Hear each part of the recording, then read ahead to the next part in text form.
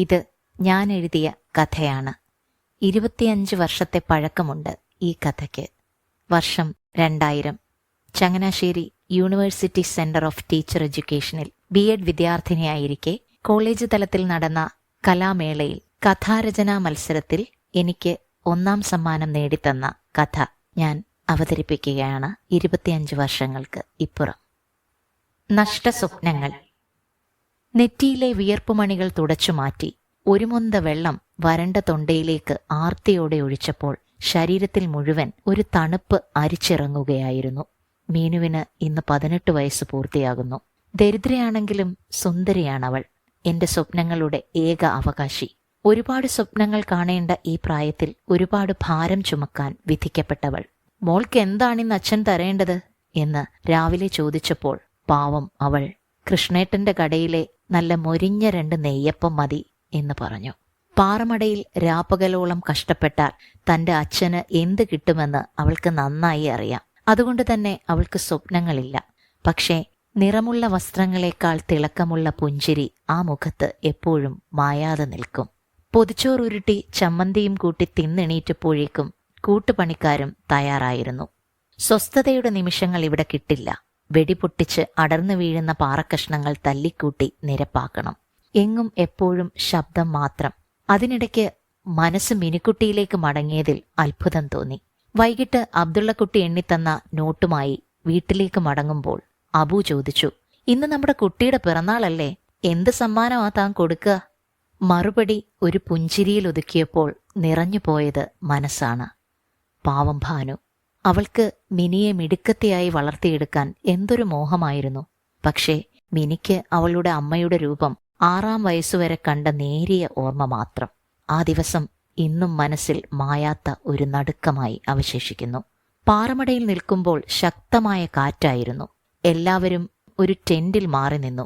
മനസ്സിൽ വല്ലാത്ത ഒരു ഭയം രൂപപ്പെട്ടത് പെട്ടെന്നായിരുന്നു. ഭാനുവും മോളും ഒറ്റയ്ക്ക് കുടിലിൽ. പിന്നെ അബ്ദുള്ളക്കുട്ടിയോട് എന്തോ കള്ളത്തരം പറഞ്ഞ് വീട്ടിലേക്ക് ഓടുകയായിരുന്നു. കാറ്റിന്റെ ശക്തി കൂടിക്കൂടി വന്നു. വീടിനടുത്തുള്ള വഴിയിലെത്തിയപ്പോഴേക്കും മണ്ണിടിയുന്നതും മരങ്ങൾ വീഴുന്നതുമൊക്കെ കണ്ടു. പാത്തുമ്മക്കുട്ടിയുടെ വീട് തകർന്നു കിടക്കുന്നത് കണ്ടിട്ടും തിരിഞ്ഞു നിൽക്കാതെ ഓടി വീട്ടിലെത്തിയപ്പോൾ കണ്ട കാഴ്ച. എടോ പാക്കര, താനെന്താ വഴിയിലൂടെ സ്വപ്നം കണ്ട് നടക്കുന്നത്? അമ്പലത്തിലേക്ക് പോകുന്ന ഗോപാലേട്ടൻ ചോദിച്ചപ്പോഴാണ് ചിന്തയിൽ നിന്നുണർന്നത്. നിർവികാരമായ ഒരു ചിരി ഉത്തരമായി നൽകിക്കൊണ്ട് ചുറ്റും നോക്കിയപ്പോഴാണ് കൃഷ്ണേട്ടന്റെ കട കഴിഞ്ഞുപോയി എന്നോർത്തത്. മിനിക്കുട്ടിക്ക് നെയ്യപ്പം വാങ്ങണം. പിന്നെ അല്പം അരിയും അല്ലറ ചില്ലറ സാധനങ്ങളും വാങ്ങണം. തിരിച്ചു നടന്ന് കടയിലെത്തി എല്ലാം വാങ്ങി വീട്ടിലെത്തിയപ്പോഴേക്കും സന്ധ്യയായി. പഴയതെങ്കിലും വൃത്തിയുള്ള ഒരു സാരി, അവളുടെ അമ്മയുടേതാണ്, ഉടുത്ത് നിലവിളക്കിൽ ഒരു തിരിയും കത്തിച്ചു വെച്ച് അച്ഛനെയും കാത്തിരിക്കുകയാണവൾ. 18ാം വയസ്സിൽ വൃദ്ധയായവൾ. ഇന്നെങ്കിലും അച്ഛൻ നേരത്തെ വരുമെന്നാ ഞാൻ കരുതിയത്.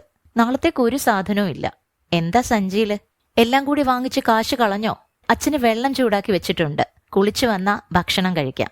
അല്പം പരിഭവത്തോടും നിറയെ സ്നേഹത്തോടും അവൾ പറഞ്ഞപ്പോൾ പൊങ്ങി വന്ന വമ്പൻ ചുമ 3-4 ഗഡുക്കളാക്കി ചുമയ്ക്കാൻ ശ്രമിച്ച് പരാജയപ്പെട്ട് നീട്ടി ചുമച്ച് ഞാൻ ശരി മോളെ എന്ന് പറഞ്ഞു. അച്ഛന് വയസ്സായി തുടങ്ങി. ഇനി ഈ പണിക്ക് അച്ഛൻ പോകണ്ട എന്ന് പറഞ്ഞ് ഞാൻ മടുത്തു. ഞാനും അപ്പുറത്തെ പിള്ളേരുടെ കൂടെ തൊണ്ടു തല്ലാൻ പോകാമെന്ന് എത്ര തവണ പറഞ്ഞതാ, ആര് കേൾക്കാനാ എന്ന് പറഞ്ഞ് തുളസിയില നുള്ളി കയ്യിൽ വെച്ച് തന്നപ്പോൾ അവളുടെ കണ്ണ് നിറഞ്ഞിരുന്നു. അത് വായിലിട്ട് ചവച്ചുകൊണ്ട് അല്പം ചൂടും തണുപ്പും കലർന്ന വെള്ളം തലയിലൂടെ ഒഴിച്ചപ്പോൾ വയസ്സായ മനസ്സിന് വീണ്ടും ഒരു യൗവനം കൈവന്ന പോലെ തോന്നി. പെട്ടെന്നാണ് മകൾക്ക് താൻ വാങ്ങിയ സമ്മാനത്തെപ്പറ്റി ഓർത്തത്. തലയിൽ തോർത്തിട്ട് തൂത്തുകൊണ്ട് വീടിന് മുൻവശത്തെത്തി. ചൂടുപോയ ആ നെയ്യപ്പം അവളുടെ കയ്യിൽ വെച്ചുകൊടുത്തു. 18 വയസ്സ് തികഞ്ഞ ഏക മകൾക്ക് അച്ഛന്റെ പിറന്നാൾ സമ്മാനം. പക്ഷേ അവൾക്ക് സന്തോഷമായിരുന്നു. അത് ഒന്ന് വായിൽ വെച്ച് ഒന്ന് തനിക്കും നീട്ടിയ മകളോട് കഞ്ഞിയെടുത്തു വെക്കാൻ ആവശ്യപ്പെട്ട് തിരിച്ചയച്ചപ്പോൾ അവൾക്ക് താമസിയാതെ നൽകേണ്ട ഒരു വലിയ സമ്മാനത്തെപ്പറ്റി ഓർത്ത് വേവലാതിപ്പെടുകയായിരുന്നു മനസ്സ്. 14ാം വയസ്സിൽ പാറമടയിൽ കയറിയതാണ് താൻ. കൈകൾ തഴമ്പിച്ച് വികൃതമായിരിക്കുന്നു. സമ്പാദ്യം മാത്രം ചെറുതായിക്കൊണ്ടിരിക്കും. 18 വർഷമായി മിനിക്കുട്ടി എന്ന സമ്പാദ്യം മാത്രം കുറയാതെ വലുതായി കൂടെയുണ്ട്. ചൂട് കഞ്ഞി മുളകുടച്ചതും കൂട്ടി കോരിക്കോരി കുടിക്കുമ്പോൾ ഒരു നല്ല കാലത്തെ സ്വപ്നം കണ്ടുപോയി മനസ്സ്. പ്രകൃതിയെ വെട്ടി വെട്ടി ചൂഷണം ചെയ്ത് ഇത്ര കാലവും കഴിഞ്ഞു. ഒന്നും സമ്പാദിച്ചില്ല. എന്നാൽ മറ്റു ചിലരാവട്ടെ ആനക്കൊമ്പും കള്ളത്തടിയും കയറ്റി വിറ്റ് കാശുണ്ടാക്കി മണിമാളികയും പൂങ്കാവനങ്ങളും ഉണ്ടാക്കുന്നു. രണ്ടു കൂട്ടരും ആശ്രയിക്കുന്നത് പ്രകൃതിയെയാണ്. ഒരാൾ ചൂഷണം ചെയ്യുന്നു, മറ്റേയാൾ പ്രകൃതിയുടെ മേൽ അധ്വാനത്തിന്റെ ക്ഷതങ്ങൾ ഏൽപ്പിച്ച് കഷ്ടപ്പെട്ട് ജീവിക്കുന്നു. പ്രകൃതിക്കാവട്ടെ ചൂഷണം കൊണ്ടുണ്ടാകുന്ന മുറിവുകൾ ഉണങ്ങുന്നില്ല. പക്ഷേ അധ്വാനത്തിന്റെ ക്ഷതം അപ്പോഴേ ഉണങ്ങുന്നു. എങ്കിലും അവൾ പ്രതികരിക്കുന്നു. ചൂഷകർ ഏൽപ്പിച്ച മുറിവുകൾക്കുള്ള പ്രകൃതിയുടെ പ്രതികരണം പലപ്പോഴും പാവങ്ങളെ തകർക്കുന്നു. എനിക്കും എന്റെ ഭാനുവിനെ നഷ്ടമായതും അങ്ങനെയൊരു പ്രതികരണത്തിലൂടെ ആയിരുന്നല്ലോ. അച്ഛൻ കിടക്കുന്നില്ലേ? മീനൂട്ടി ചോദിച്ചപ്പോഴാണ് ചിന്തയിൽ നിന്ന് ഉണർന്നത്.